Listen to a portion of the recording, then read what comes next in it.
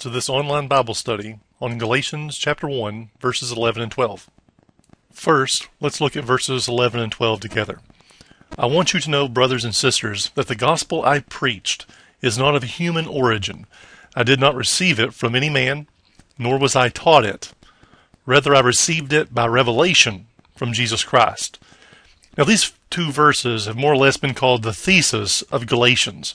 In other words, the point that Paul's trying to make to the Galatians here, and against the Judaizers, who are apparently the people claiming he's distorting the gospel.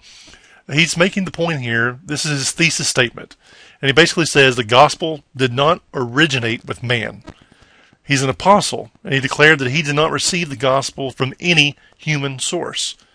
And Paul affirmed that he did not receive the gospel he preached by some means of some curious course of instruction or from somebody else. No, Paul's claim then is this: his gospel, which was being called into question by the Judaizers and deserted by the Galatians, as we saw in verses 6 through 10, was neither an invention, as if his own brain had somehow made it up or he came up with the story, nor was it a tradition, as if the church had handed it down to him.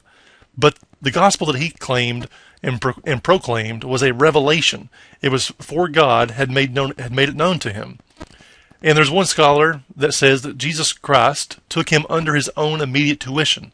In other words, he learned this from Christ. This is why Paul declared to call the gospel that he preached my gospel. He often referred to the gospel as his gospel. It's because he had received it directly from God.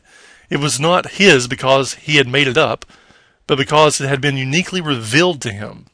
And the magnitude of his claim here is remarkable. He is affirming that his message is not his message, it's not something that he made up, not something that he received, but that it's God's message.